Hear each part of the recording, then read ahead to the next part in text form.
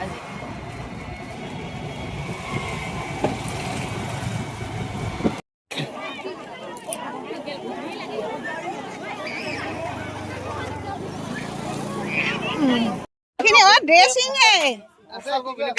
dressing তাৰপিছত কি গডৰেজ ধুই পাল্লা আৰু শোকেস সাইকেল চাইকেল গোটেই ক'ত এইখিনি চাইকেল দে লটাৰী খেলা কোন লটাৰী খেলাই আহিব দে আমাৰ উনঠাইবাৰীত গংগা পূজাৰ মেলা ডাঙৰ ডাঙৰ লটাৰী আছে চাওক